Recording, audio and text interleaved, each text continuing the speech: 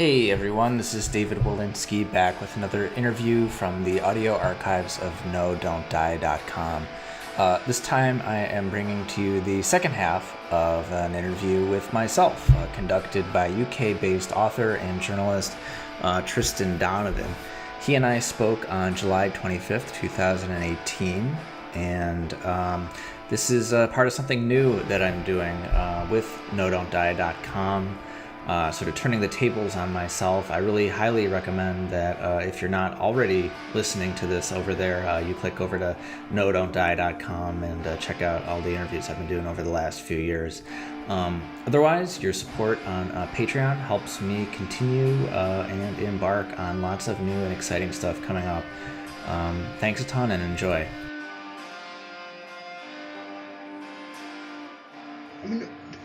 You sort of mentioned how the creators feel sort of valued by the audience. You've spoken to many of them. How do you think creators overall are feeling? Do they feel devalued by the people playing their games? Do they feel unloved? Do they feel wanted? Where are the people you're speaking to kind of feeling on that spectrum? I don't know if there's like a single place they're all in. One thing that does stick with me is I did an interview with Tom Hewlett, who used to be a producer on the Silent Hill games, and he had pointed this out. Like, I feel like this happens like once every interview where someone will say a thing and this, I'm sure it's different for readers, like they'll find a different takeaway, but like there's always like one thing that's like scorches into my brain and I hear it like wrinkling my brain as they're saying it. He had sort of pointed out that it's kind of weird that the people who play games are more well known than the people who make them.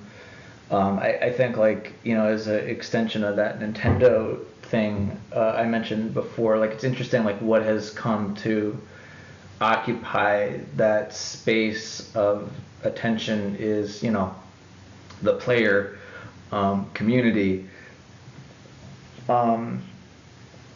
I don't know, I find like there are a lot of creators who are kind of grateful for it, because I think, and this is something people in our category have in common, is like we would rather be off creating or writing or sort of more or less being left alone instead of doing PR, whether it be for some aspect of the project or the project overall. I think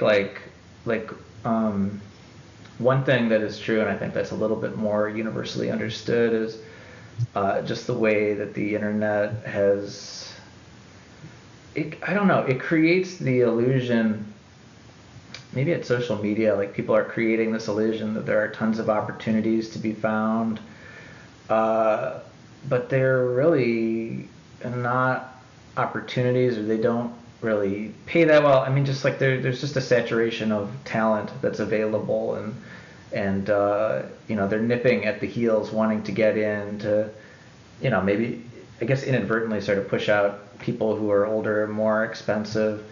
I think I don't know. I talked to Neil Druckmann, over at Naughty Dog, and I had asked him. I'm just sort of free associating here, but I asked him about sort of the incremental increase of cost. Just how more and more expensive it is to create video games. I forget what it is offhand, but I think it's like by a factor of 10 every hardware generation. Does that sound right? Yeah, that sounds right. Okay. Maybe we're both wrong, but thanks for backing me up.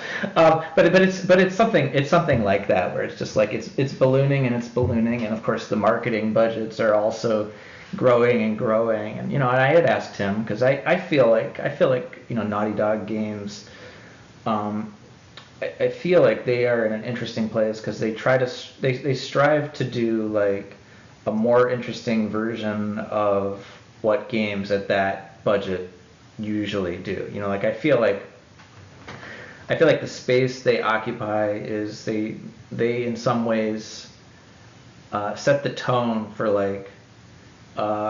what mature storytelling looks like within the confines of a triple A game. And so, I think sometimes they go out on interesting limbs. At least they try to do stuff that's slightly different, although I would take issue with that assertion because I think ultimately you're still running and jumping and killing stuff.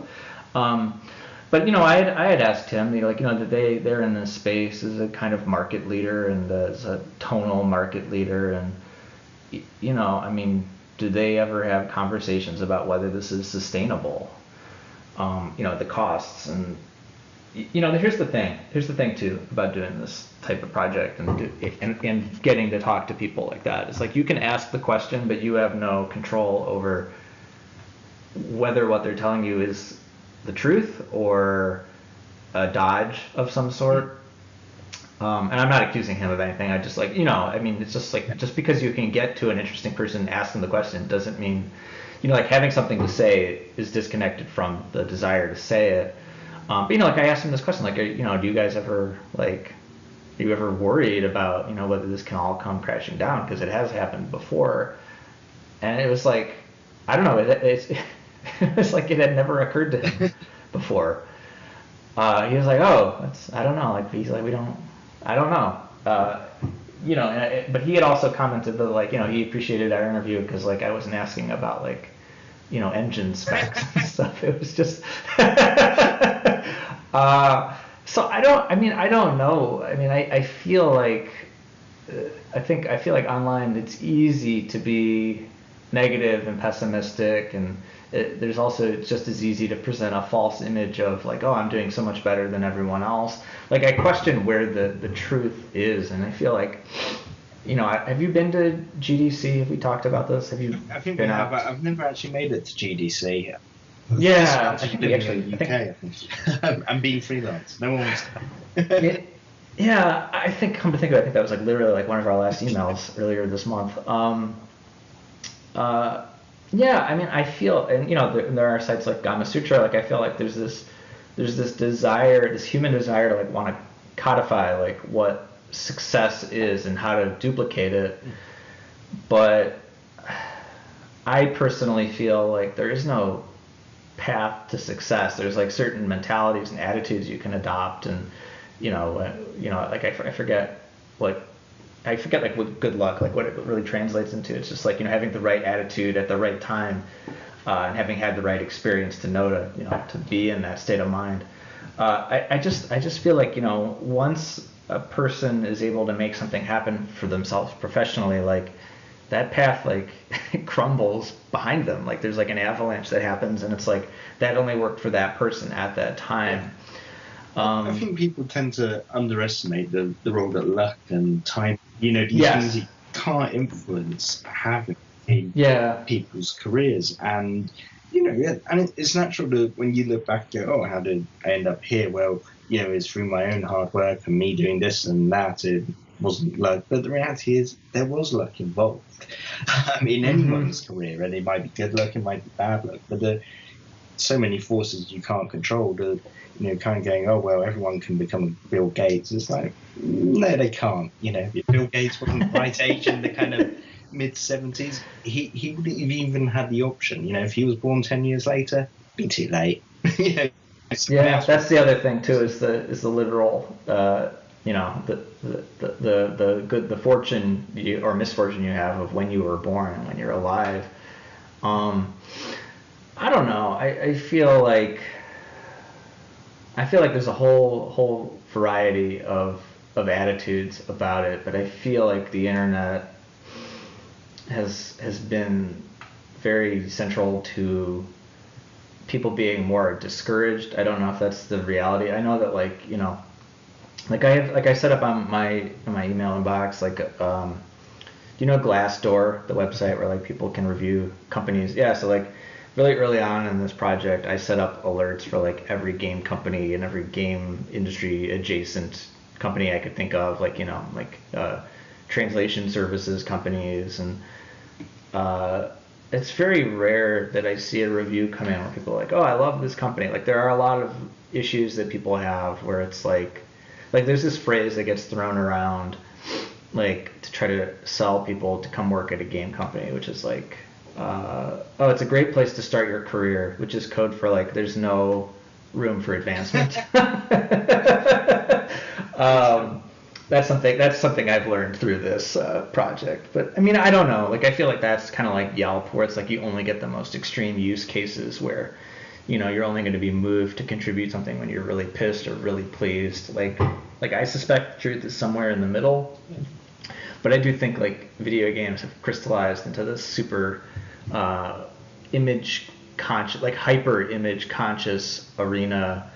And I don't think that there doesn't seem to be room for things like introspection or questioning. Like it's interesting what a cult of personality it's become, where maybe Miyamoto is the only personality that like is a household name. You know what I mean? Even then, I think many people still don't know who he is. Yes, I would agree, but again, like Mario is more of a household name than his creator. So I don't know. It's this pattern that like keeps rippling out and gets bigger each time. Yeah, no, I think that's the case. So, I mean, in terms of the interviews you've done, how's that altered your perspective on the game industry? We kind of touched on it. I know maybe you're still at the stage where you're kind of working it out. Yeah. Are there kind of things that stand out in your mind that, I now know this about the video game industry that I didn't know for half years ago? Oh boy. I mean, like I've always said, like I'm really interested in like the least sexy behind the scenes stuff. Like one of the first interviews I did was like with the guy who worked on Fallout 3, a couple other Fallouts. He is now, I guess we're supposed to say indie, but I feel like I want to say freelance for some reason.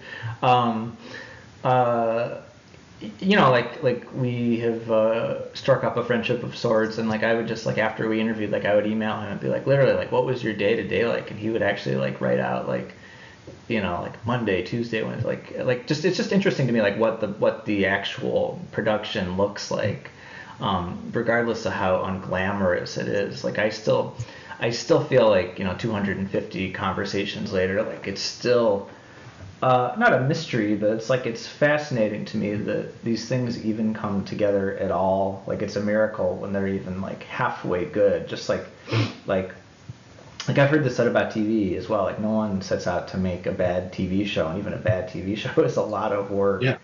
I don't know. Like I feel like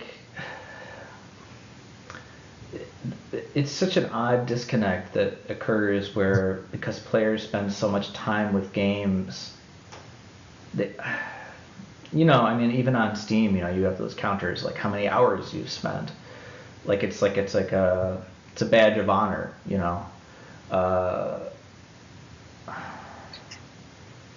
It's odd how that seems to imbue people with this like authoritarian sense of like, they're at the center of everything, when in fact like it's kind of the opposite. Like they're just sort of entering this world that was created for them. I think it's just that like, I have a lot of compassion and curiosity for the people who make these things, but again, there's a different type of tension at play here where like I've heard a lot of bad things to not use sophisticated words to describe it.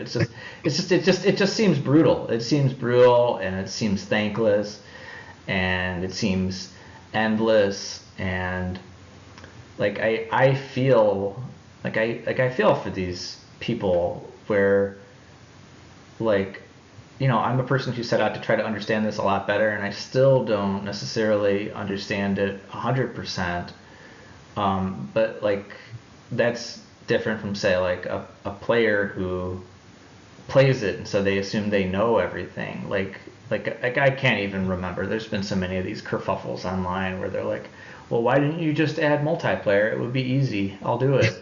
Or it's all these things, and it's like I don't know why. I think it's a byproduct of just how sort of voiceless individuals in the industry have I don't know if being forced is the right word. That feels too strong, but because it's like there is no great conspiracy at play. Like there's not a lot of transparency because a lot of people don't talk, and they don't talk, for very terrestrial reasons. They're afraid for their careers, or they don't, they have families now. It's not worth it, or they're used to it, or whatever. I mean, I wish that I had like here's my list of sort of like concrete things that I learned. I think it's just a general like I don't know. What's that? Yeah, well, I suppose this thing. I mean, we kind of tend to look at things, and I guess we do with politics quite a lot, and governments. We kind of look and go, well, yeah, why didn't you just do that? It's so easy. It's like, well, actually, government's trying to kind of handle, this huge array of forces happening all at once. It's like, it's chaos, basically. Somehow they find some kind of order sometimes with it. Sometimes it works, most of the time it doesn't. But of course, we're all like, well, why didn't you make that work? It just seems obvious. And I guess it's the same with game development. That, we don't see anything until, oh, the game's on sale, let's load it up. Hey, it's full of bugs. What the hell? But it's taken 3 years to get it to that good a stage.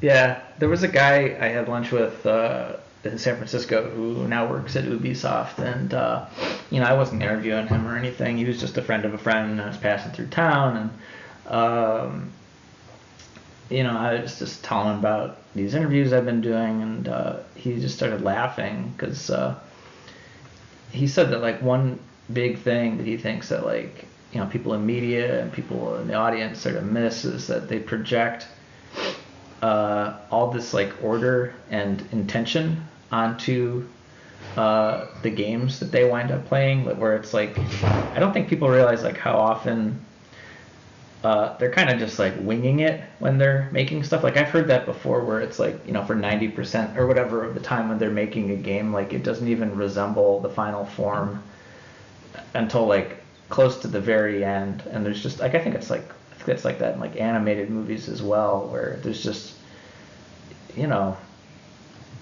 it's software, and I don't know. It's like solving problems that don't need to be solved. It's just like what's an interesting problem we can present, and like what's an interesting way we can have the user feel like they figured it out.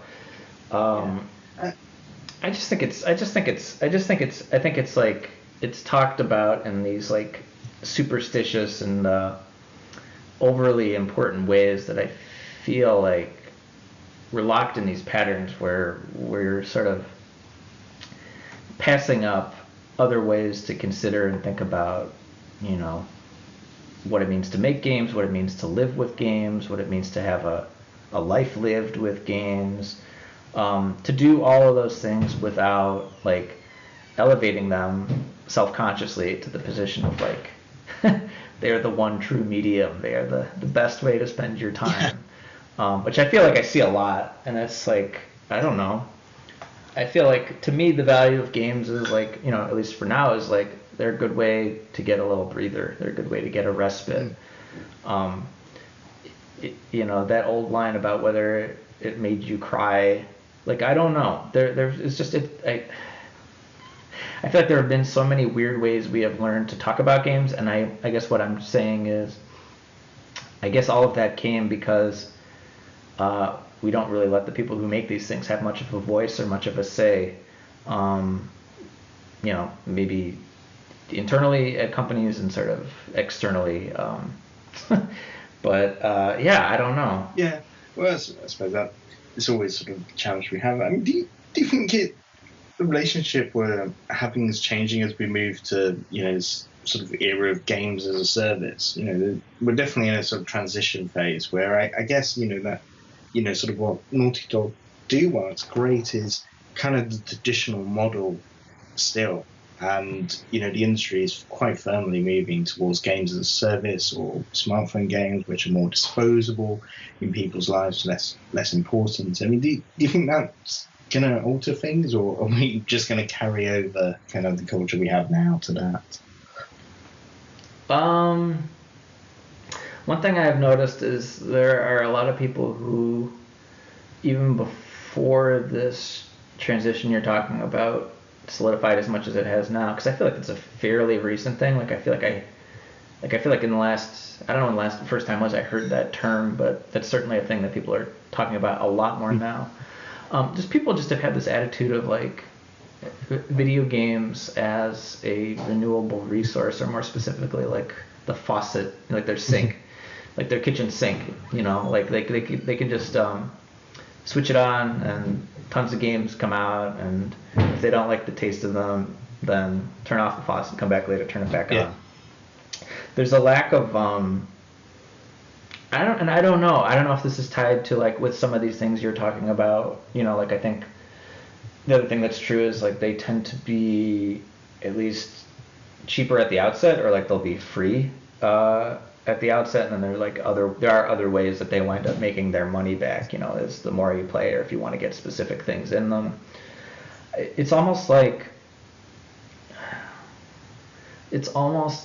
presenting them in that way like decouples the experience from like people taking pride in experiencing them, where it's like, okay, well, I didn't pay $60 at the outset, so whatever, this is just like something this is just like something I'm going to do to just like occupy, whether it's on a phone, a couple minutes, or I don't know. It's a weird thing. I mean, I never would have predicted that like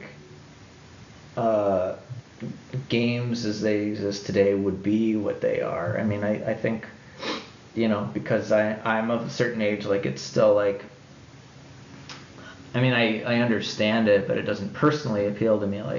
Like to me, the whole point used to be like when you were at the arcade, like you didn't want to watch other people play.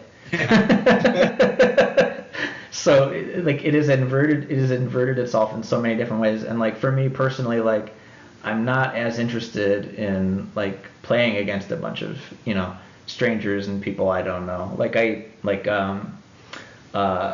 there's like a small podcast project I've been working on with somebody else, and so I've kind of dived into some games like that, and like every time I go back and like experience a game like that, I'm like, oh yeah, I really don't this is really not this isn't really not for me.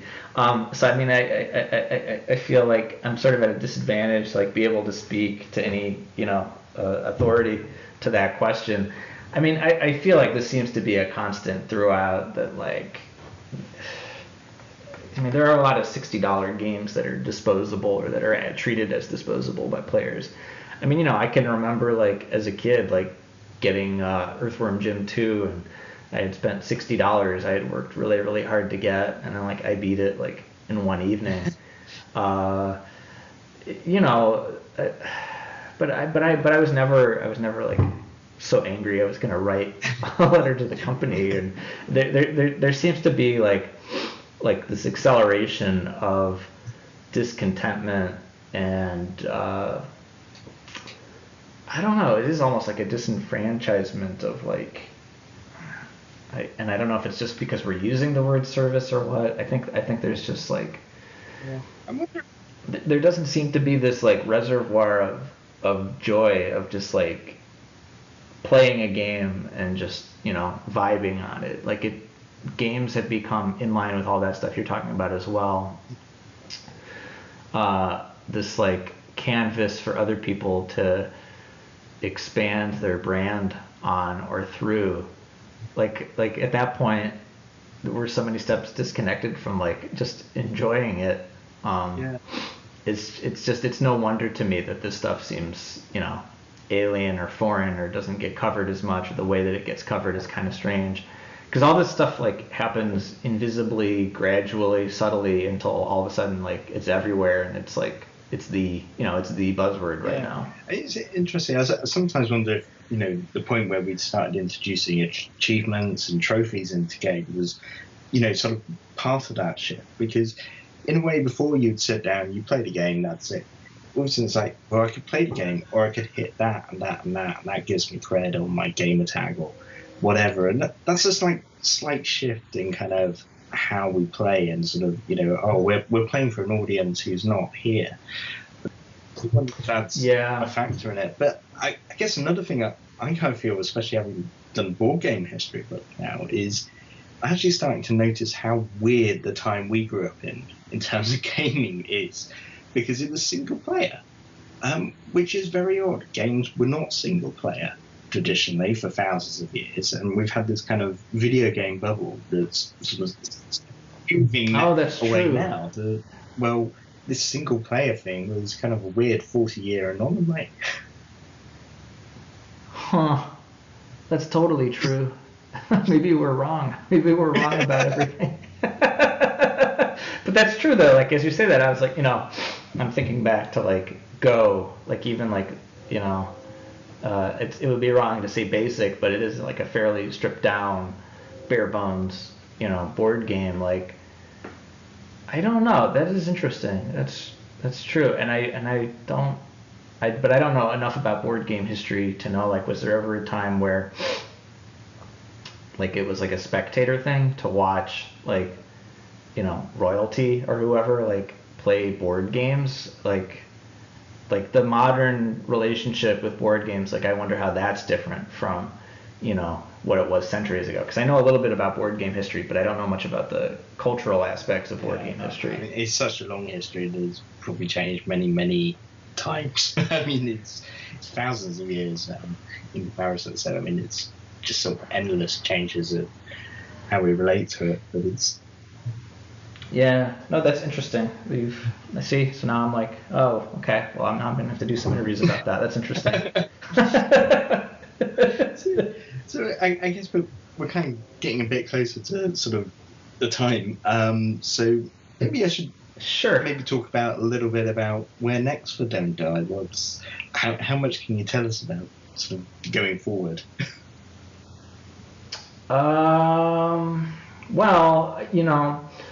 I really hate being a person like that, but like next year I'll be able to make some specific announcements about some specific things. Like as it stands right now at this point in time in late July, I'm waiting for a contract to arrive for something, and I'm waiting to hear about another thing, and those are super exciting. But I mean, there are a lot of other places I still want to go with Don't Die. I mean, there are a couple interviews that I have in the works. Like something I've always wanted to do is to talk to some people in adult entertainment about what they feel about depictions of sexuality in games. I'm interested in talking to some people about sort of the unexplored or less articulated influence of gay culture on video games through the decades. I feel like the narratives about handicapped individuals is really unexplored, like as it pertains to overlapping with games. It's interesting, like how I feel like I can't tell if it's an illusion, like whether things are actually segmented and fragmented online, if that's just a thing we say. But I will say, there are certain narratives that don't seem to, to spread as widely, and that I think is just a universal thing. I'm always going to be interested in. With this, what are some other things? I want to talk to more service members about their relationship with games and sort of the way that they feel video games represent the lifestyle of actually being at war. I've done a couple of those. I want to talk to people who their sole job on a big AAA title is like they worked on the lighting. I want to talk to people whose jobs was like back in the day they made like all they did full time was they made T-shirts for Xbox 360 avatars. Yeah. I don't know. Those are very specific examples of esoteric things, but really like the bigger thing I'm interested in is just those narratives that I feel like aren't heard as widely, but I'm also interested in like continuing to explore parallels in other industries that video games share, whether latent or otherwise. And then, like I've always had this link to reach out to me to tell me you want to, or whoever, listeners, whoever, they want to talk. I mean, I've gotten a lot of really interesting and heartbreaking interviews that way, like with this one woman who, I don't know, she told me all about just the sexist practices at Nintendo. I don't know, so like I suppose like there's a mix of like journalism at play where I feel like stories like that are important and we should hear about these things because no one should be having to deal with that anywhere, especially at work. But then there's also like this, like, I guess what I call like recent anthropology at play with Don't Die, which is just understanding where we are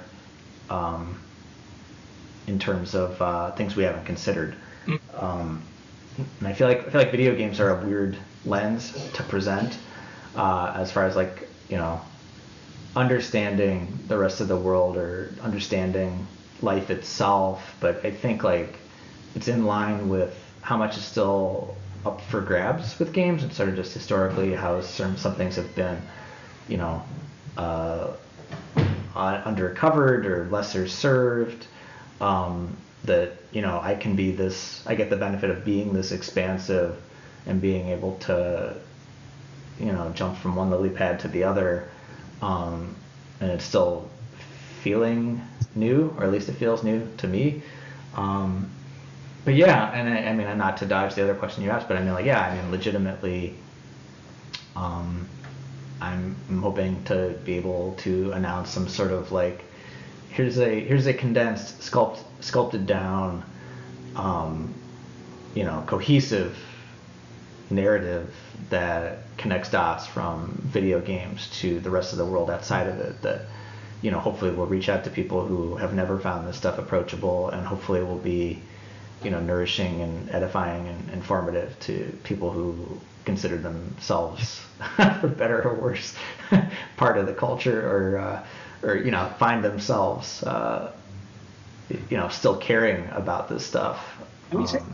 It is interesting. So, there's so much ground to still explore, because I mean, in a way, I mean, it's no longer a young industry. We're talking about an industry that started at the beginning of the 70s. It's getting on a bit now, but it still seems there's so much ground untouched there, which I don't know if it's. I don't really know what the state of the movie industry was like in, say, the 50s or 60s, but I get the feeling that many of those things would have been explored in greater depth than we've managed with video games. Maybe video games are just because they're not video, maybe a more complex medium, and maybe it's just not been a medium where people have bothered to explore.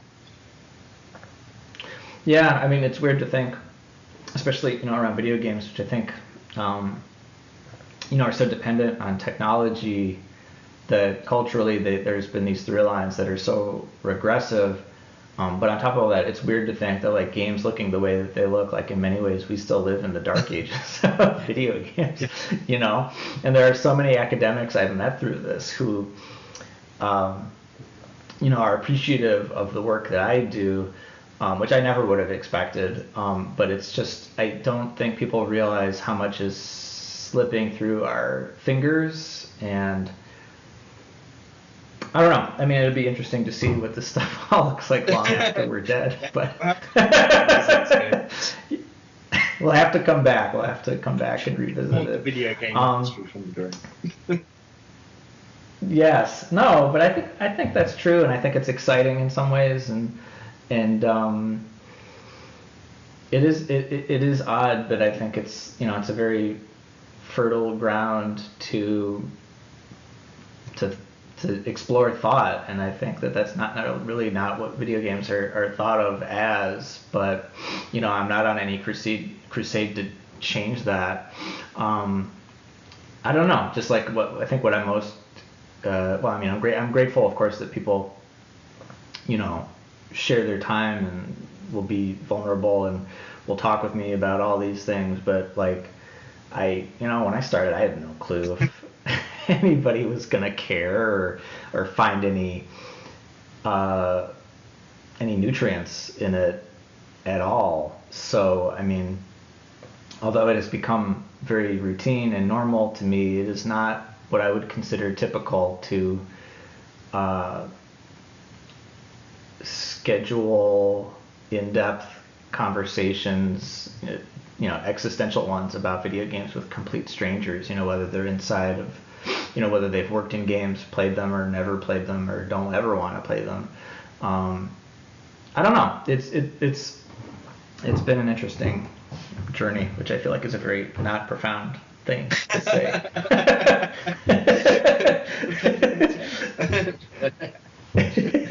Yes. Found meaning. Look, I just ask the questions, okay?